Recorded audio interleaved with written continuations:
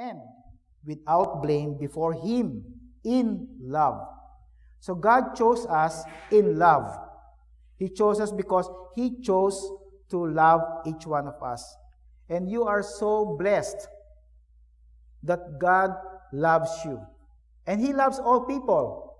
And that's what John 3:16 tells us. God so loved the world. He loves everyone, and He wants everyone to become part of His own kingdom. Now this morning, we're going to the evidences or the proof that a person is truly chosen. And that means he is a born-again believer. And nowadays, when you talk to people and ask them, are you a Christian? Or do you go to church? Or are you a believer? Or are you a follower or disciple of the Lord Jesus Christ? They would always say, yes, I am a Christian. I know Jesus Christ. I know God. But if you dig deeper into their life and ask them, why do you say that you're a Christian? Most of them would say, well, I go to this church. Or perhaps my parents are Christians. Or perhaps they would say, I was baptized when I was a baby. So they have different understanding of what a true Christian it really is. We know that being a Christian is simple to become a Christian, but it's hard to maintain becoming a Christian.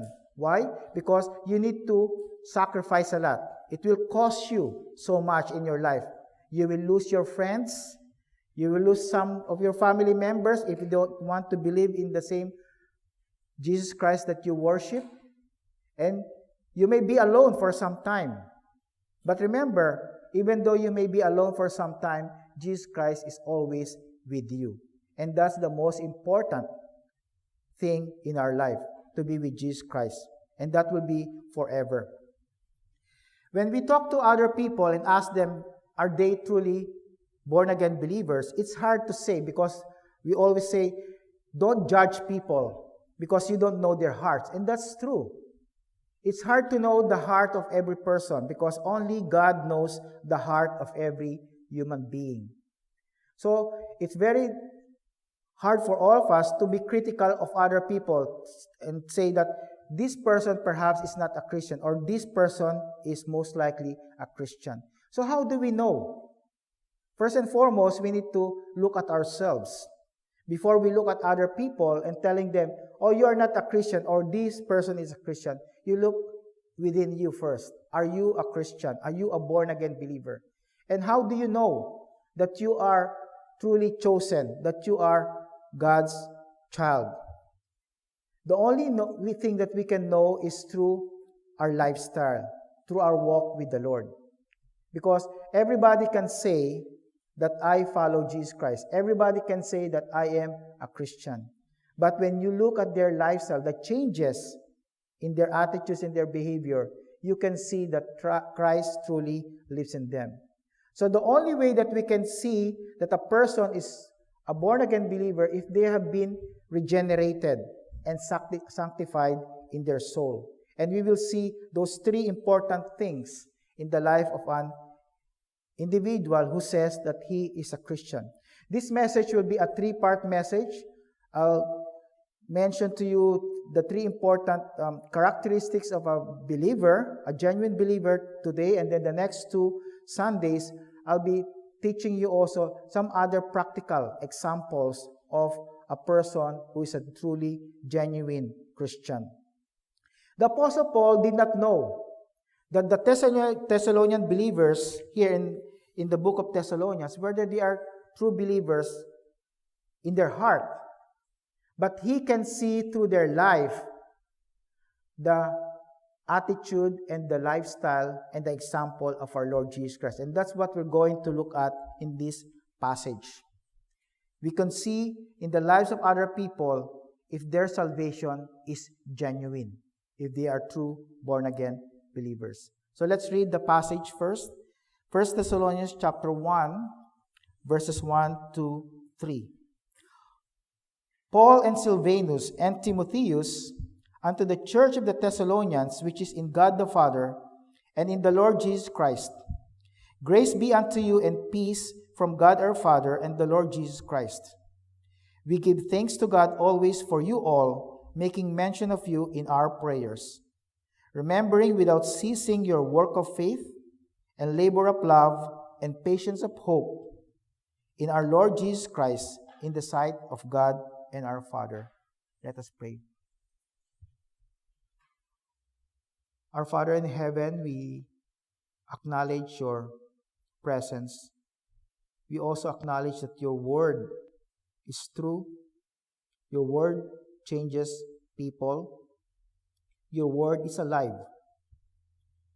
May you continue to transform our lives so that we become more like our Lord Jesus Christ, not only in the way that we think, the way we talk, but also the way we behave in this world. Help us, O Lord, to meditate on your word this morning and guide us all throughout this service. In Jesus' name we pray. Amen.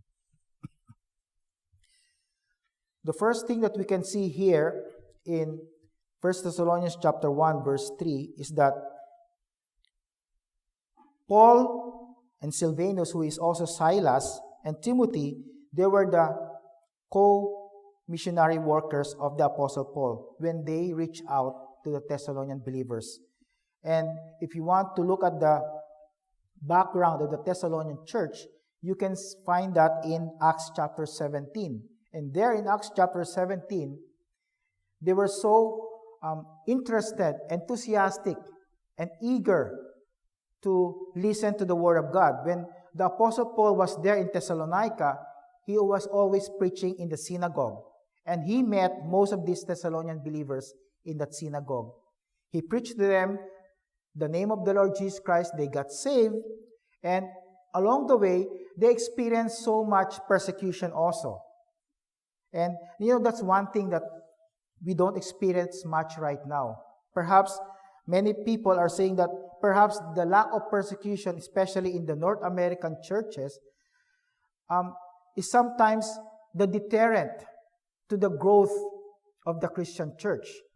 Because remember, in the book of Acts, and also here among the Thessalonian believers, the Roman Empire were constantly hunting them. They want these people, these new Christians, the so-called disciples of Christ, to be hunted down and perhaps executed. But right now, we are so lax, complacent, we are so much comfortable in our life. We don't need to defend our faith that much, although that might be coming very, very soon. Right now, we are so confident. We are happy gathering together here in this building without any fear that some groups of people are investigating us or spying on us so that they can tell us to the government and report our activities. In China, that's what's happening. Most of the true Christian churches there are underground. Why? Because they need to be registered to the Chinese government and their activities are regulated by the government. So they cannot just get together, especially in big groups. They need to get together in smaller groups. But here in North America, we don't have that much persecution. And that's why perhaps we don't feel and experience that kind of sacrifice and the risk in their lives that the Thessalonian believers are experiencing, and even our friends and brothers and sisters in Christ in communist nations. But nevertheless, it is important to note that even though we are not suffering much persecution, we still need to identify ourselves as believers in Christ, as followers of Him. And we need to follow His example at all times. These three things that I'm going to share, faith, love, and hope, these virtues or character or attitudes that the Apostle Paul will reveal to us are very common in his epistles. For example, in 1 Corinthians 13, verse 13, he said, "And now abideth faith, hope, charity, these three, But the greatest of these is charity. Charity is also the same as love. Perfect love, unconditional, sacrificial, and selfless love. Also in Colossians chapter 1, Paul said in verse 4, "Since we heard of your faith in Christ Jesus and of the love which you have to all the saints." Okay, take note, the faith and then the love. Verse 5, "For the hope which is laid up for you in heaven, whereof ye heard before in the word of the truth of the gospel." So you see, so far, faith, love, and hope are important virtues in the character of a true Christian. And also here in 1 Thessalonians chapter 5, verse 8, he said, "But let us who are of the day," who are the people or who are of the day? That's us, Christians. Because we are in the light. We're no longer in the dark. "Be sober, putting on the breastplate of faith and love." Now, here in 1 Thessalonians chapter 5, verse 8, he said, faith and love is like a breastplate. What does a breastplate do in the Roman soldiers' equipment? It protects the body. It protects the heart. Remember, the heart is deceitful above all things. Faith and love are important in protecting our heart from the deceitfulness of life, from the deceitfulness of this world. And then he said, "For an helmet covering your head, your brain, the hope of salvation." Protecting our thoughts. Especially now, many people are doubting. Am I saved? Am I going to heaven? Am I sure? Is there a guarantee that I'm going to heaven very soon? So it's very important that faith, love, and hope be a part of a true Christian's character. So a true Christian is marked by faith that works. Okay, that's the first thing that we're going to talk about. Faith that works, love that labors, and hope that endures. So faith, love, and hope. Those three things are very important. So let's take a look at the verse 1. First one, it's a working faith. Verse 3 says, remembering without ceasing your work of faith. A faith that works, a working faith. All of us have come to know Jesus Christ by faith. The Bible says we have been saved by grace through faith. And faith is only important and it's only genuine according to its object. Because many people can have faith in this microphone. I can have faith in my Bible. I can have faith in any one of you. But the true saving faith is only faith in the Lord Jesus Christ. The object of our faith is so important in order for us to have genuine saving faith. Someone said that faith alone saves. And that's true. That's what we believe in as true believers. But faith that saves is never alone. What does that mean? It's a good statement. Faith alone saves, but faith that saves is never alone. It means that after we come to faith in Jesus Christ, after we get saved, we become born-again believers, something happens in our lives. There will be changes. Change in character, change in your lifestyle, change in your behavior. Everything has changed. 2 Corinthians 5:17 says, "Therefore, if any man be in Christ, he is a new creature. All things are passed away. Behold, all things are become new." So the old me, the old you, are gone in the eyes of God. Now you are the new you. The new you is in Christ. You are a new creature. And since you are a new creature, you are in Christ right now, then you will follow the example of the Lord Jesus Christ. When you have faith, the right faith, in the only person that can save you, that will produce in you the righteous works or a holy conduct. You will become holy in your life. You follow His footsteps. You become probably, if you were nice before, you become kind. You become more loving to God and also to other people. Faith produces good works, and that's what it means by the work of faith. Faith alone saves, but faith is never alone. True faith is never alone. It should always be accompanied by good works. Philippians chapter 2 verse 13 says, "For it is God which worketh in you both to will and to do of His good pleasure." So remember this, when we are doing good works out of our faith in Jesus Christ, it is God also working in us. The word work here, just like in 1 Thessalonians chapter 1 verse 3 and also in Philippians 2:13, when Paul says, "It is God which worketh in you," the word worker means He's the one who energizes you. He's the one who gives you the strength to do the good work. So always remember that. This is not, because many people, many Christians would say, now I have faith in Christ, I'm truly saved, now I can do my own thing. I can do my own good works without the help of Jesus Christ. That's not true. The more that you need Jesus Christ as you continue to do the good works that He wants you to do. He's the only one who can perform those good works in you. Because without Him, the Bible says, you can do nothing. Without Him, you can do nothing. Yes, of course, you can do everything that you want, but that's not the godly way to go about it. So God is at work in you as you do those good works. Even the Apostle James tells us that faith without works is dead. Let's turn to James chapter 2. James chapter 2, verses 18, starting at verse 18.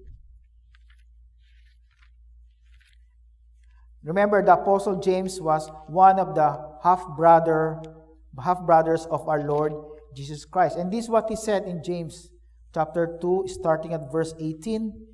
"Yea, a man may say, Thou hast faith, and I have works.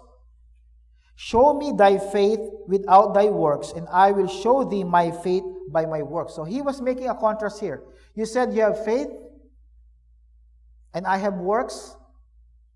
You can show your faith without your works, but I'm going to show myself having my faith with works.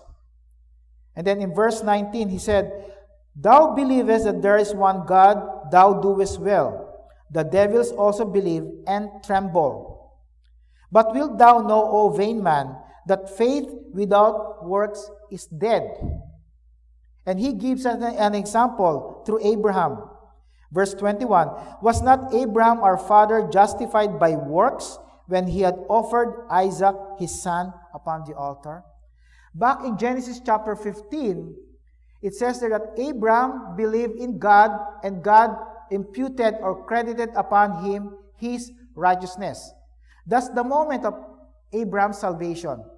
But how does Abraham know that his salvation was genuine? God knows, but Abraham and the other people around him does not know that. So Genesis chapter 22 was a concrete example that he was actually believing in the Lord. When he obeyed, God told Abraham in Genesis 22, "Bring your son Isaac to Mount Moriah and sacrifice him." Did he do that? Yes, he intended to do that, although God stopped him when he was on the act of doing it. That's faith with works. His faith was exemplified or expressed through the works that he did. Verse 22, James chapter 2, "Seest thou how faith wrought with his works, and by works was faith made perfect." And then verse 23, "The scripture was fulfilled which saith, Abraham believed God, and it was imputed unto him for righteousness, and he was called the friend of God." Then going down to verse 26, "For as the body without the spirit is dead, so faith without works is dead also." Because it's easy to say that I have faith and you have faith, But what is the evidence that we have faith in Jesus Christ? Works is the expression of our faith. Remember, before we got saved, when we are still lost, good works do not have any place in our salvation. But after salvation, after you have been saved by grace through faith, good works become an important part of our life as Christians. Let's turn to Ephesians chapter 2 to give you more proof and evidence that works are expected of all of us after we get saved. Ephesians chapter 2, starting at verse 8.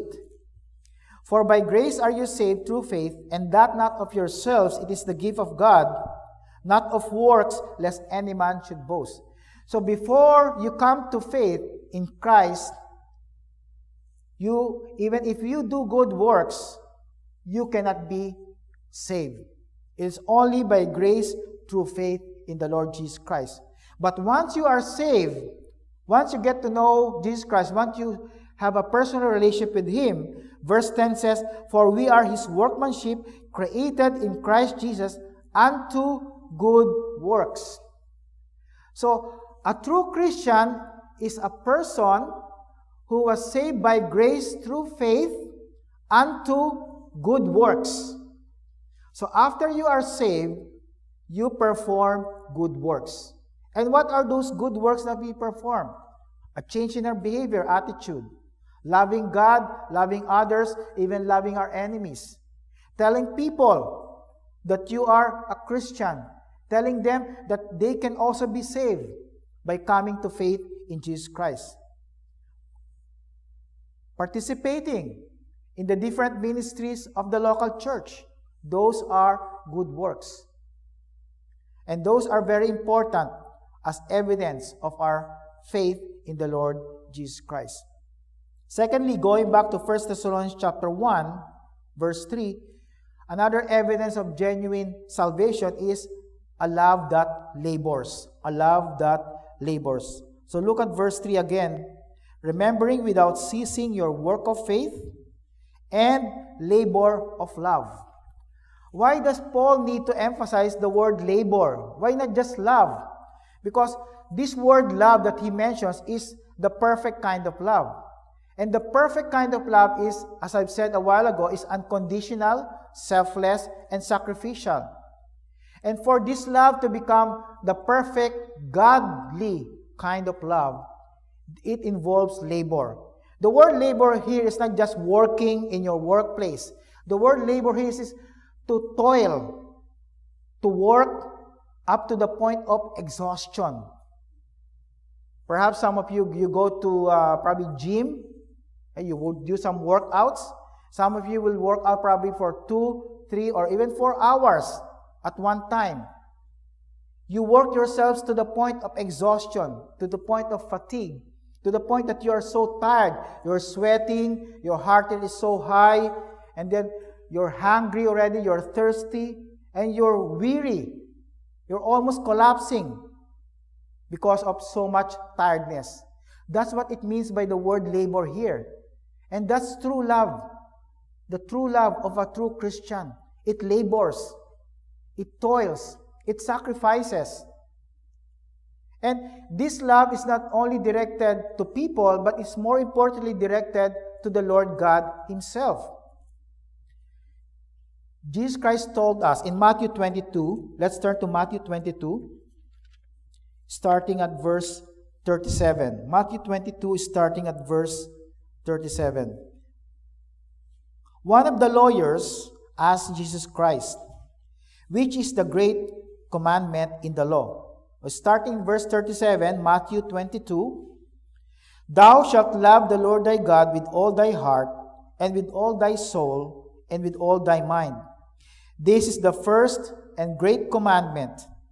And the second is like unto it, Thou shalt love thy neighbor as thyself. On these 2 commandments hang all the law and the prophets. So if we want to summarize the teaching of the Bible in just 2 short statements, that is, love God and then love your neighbors. Love is a very essential ingredient of our walk with the Lord Jesus Christ. It's part of the laboring love that He expects from us. Loving God and loving our neighbors. 2 Corinthians chapter 5, the Apostle Paul, when he was sharing the good news to the Corinthian believers, he has this kind of mindset. That he says that everything that I do, there's something that constrains me, something that compels me, something that controls everything that I do for the Lord. And what is it? 2 Corinthians 5:14 says, "For the love of Christ constraineth us, because we thus judge that if one died for all, then we're all dead." The love of Christ was controlling every inch of the Apostle Paul's body. His being is controlled by the love of Christ.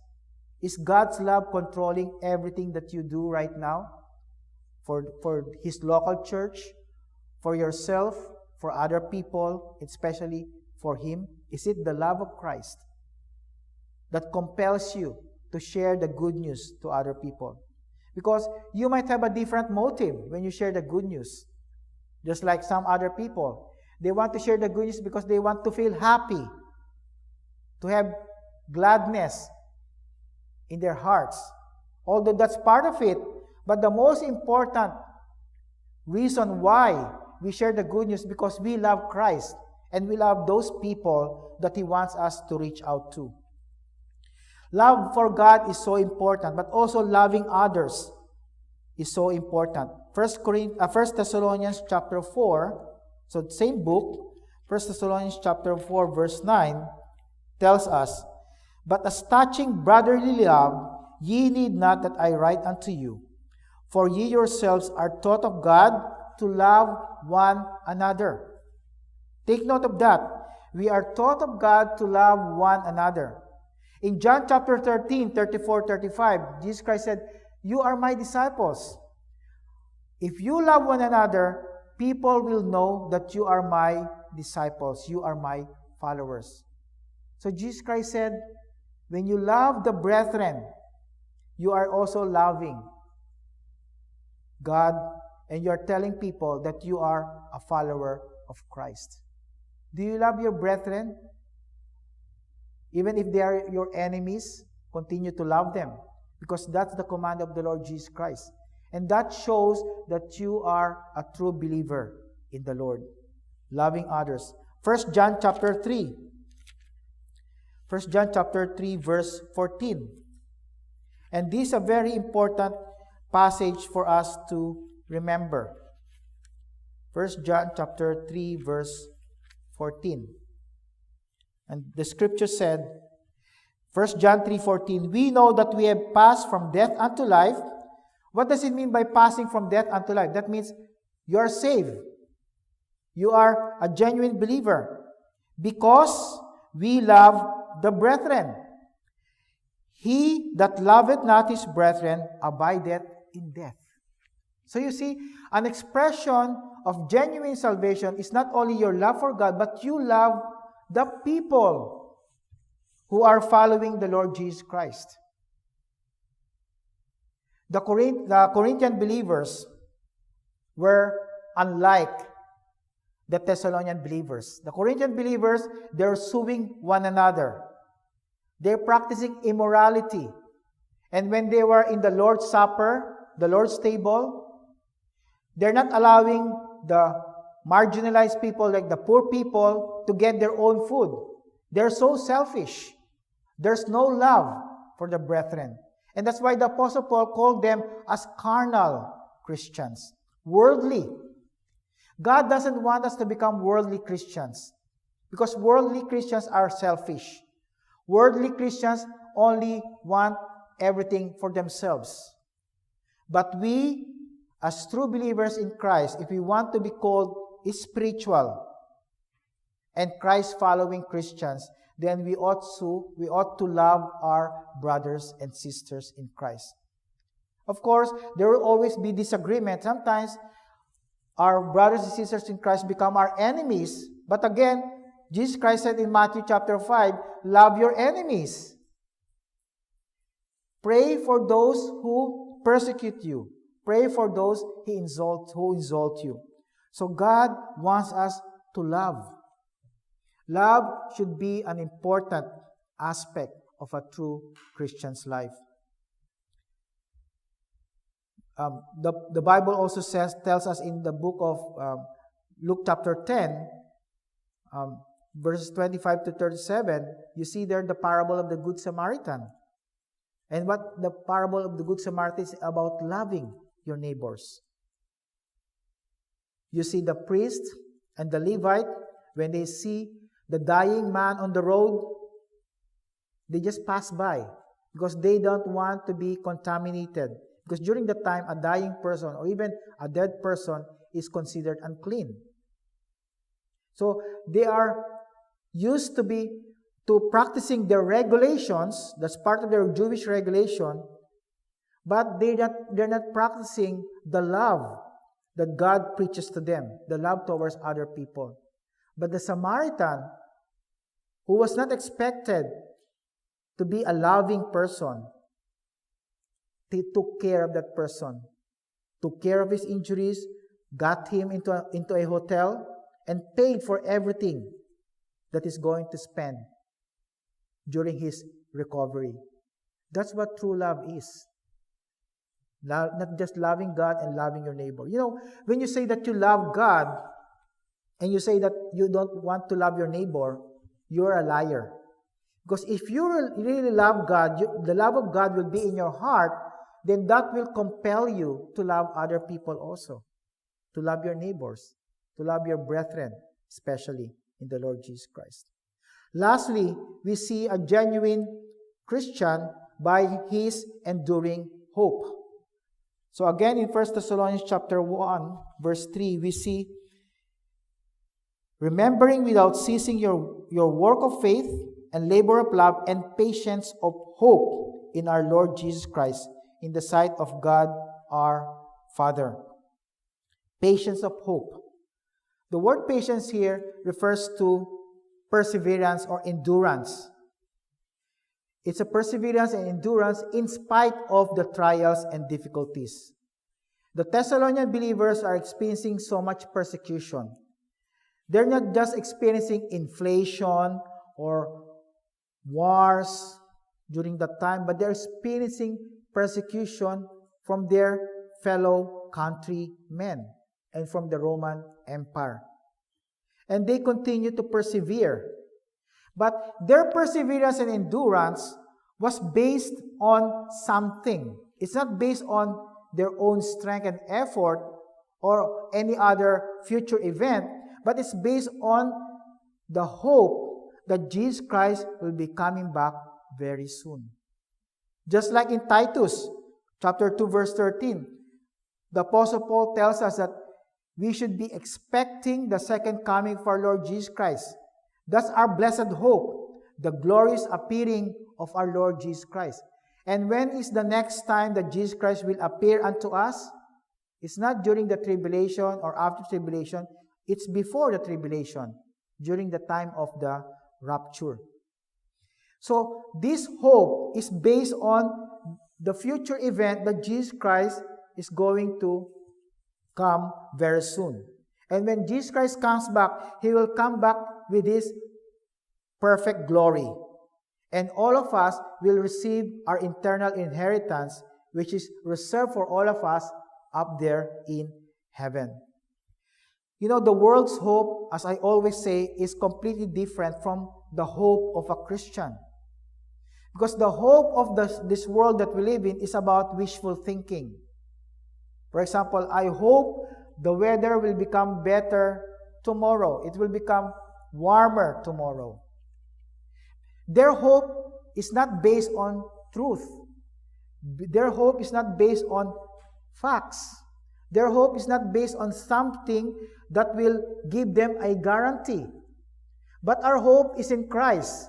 And Christ is our guarantee that what's going to happen in the future will really happen with much certainty. So we can be assured. And we know when we talk about hope, it's something that is invisible, at least this moment. Because Paul said in Romans 8:24, "For we are saved by hope, but hope that is seen is not hope." How can you call something as hope when you are already saying it? We hope for the second coming of our Lord Jesus Christ. We hope for the rapture, but we're not seeing it yet. But we know that's going to happen. And what's the basis of our hope? The truthfulness of God. Because God says, "I will never lie, and I will always keep my promises." For what a man seeth, why doth he yet hope for? We hope for something that's still afar, that's still in the future, but we know that that will be coming very, very soon. The world's hope is different. They hope that the war in Israel right now and the war in Ukraine right now will stop very soon. But where's their guarantee that that will stop soon, that there will be peace? The only guarantee that they can have is if that guarantee is given by the Lord Jesus Christ. The Bible tells us that there will be peace in Israel, but not now. It will come soon when Jesus Christ comes back here to the earth. So the word patience here, the patience of hope, is a condition of staying under pressure. Do you remember that time when you're under pressure, you need to make a decision? You have a certain problem in your life, you need to make a decision in your life, and that condition causes you to panic, to freak out, and then you stayed under pressure. You keep on going on. You're firm in your faith. You're standing in your beliefs in the Word of God. And through Christians, the Bible says, we'll have that perseverance of the saints. Matthew 24 tells us that those who will endure unto the end shall be saved. Only true Christians will endure and persevere until the second coming of the Lord Jesus Christ. Many people right now are so-called falling away from the faith, and that's what we call apostasy. And many people are saying, does that mean that we can lose our salvation? Of course not.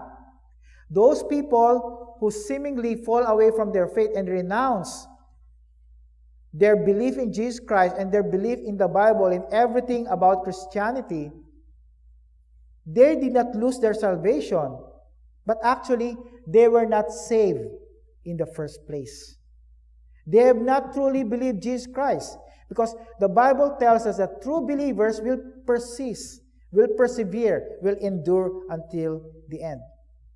Because we are not the ones holding our salvation. We do not lose our salvation because Christ and the Father hold our hands. Let's turn to John chapter 10. John chapter 10, starting at verse 27. John chapter 10, starting at verse 27. John chapter 10, 27. My sheep hear my voice, and I know them, and they follow me. And I give unto them eternal life, and they shall never perish. So take note, if you are a true believer in Christ, God has given you eternal life, and you will never perish. That means you will never go to hell. You are sure to be going to heaven. And what's the reason? Neither shall any man pluck them out of my hand. So he says, I, Jesus, I'm holding your hand right now, and no man can pluck you out of my hand. And who is that man? Not you, not the pastor, not anybody in this world. Not even you can say that I can lose my salvation, because you are not the one grasping your salvation. It's the Lord Jesus Christ who said, no one will pluck you out of my hand. And not only that, verse 29, my Father which gave them me, that means all of us, is greater than all, and no man is able to pluck them out of my Father's hand. How many hands are holding your hands right now? The hand of the Father, the hand of the Lord Jesus Christ. And are they not the most powerful hands in all universe? Yes, they are the most powerful hands in all the universe. And they said, no man can pluck you out of my hand. So, will you stop telling yourselves that I can lose my salvation? No one, no true Christian can ever lose his or her salvation. Because your salvation is not based on your feelings, it's not based on you, it's based on God's promise to you. If you have believed in Jesus Christ, you have truly believed and sincerely believed Him, you repented of your sins, asked forgiveness from Him, and called on His name, you shall be saved. You will never lose your salvation. And that is our hope, that sometime soon Jesus Christ will come up there in the air, and He will catch us, all of us believers, into the air, and we will be with Him forever and ever. So you see, in conclusion, our faith, which is the most important component of our being a Christian, being a follower, being a child of God, it is expressed in hard work. Work that is laboring, work that is sacrificial and selfless. But that hard work should be long-lasting. It will endure forever. And it is based on the love of God. The love of God for us that is translated into our love for Him and love for other people. So would you share that love also to your circle of friends or to your co-workers this coming week? Ask the Lord for an opportunity to give you that courage, to give you the right words from the Word of God, to tell a person this coming week, you can know Christ because I know Christ. You can also worship Him and give me a time, give me a moment to tell you about my Lord and Savior. Don't be ashamed because Jesus Christ is never ashamed of you. Be bold and be courageous in telling others about our Lord. Show to the world that you are a born-again believer. Be confident because God and the Holy Spirit is always with you. Let us pray. Father in heaven, we thank you for your reminders to all of us that faith, hope, and love are important characteristics of a genuine believer. But help us, O Lord, to express our faith by our good works, to express our love by laboring, by sacrificing, even taking a risk in order to show our love for God and our love for others. And most of all, help us, Lord, to have a hope that endures, a hope that will help us persevere until the second coming of our Lord Jesus Christ. And with all these things in our mind, in our hearts, we know, Lord, that we can be bold in sharing the good news to the lost people in our midst. In Jesus' name we pray. Amen.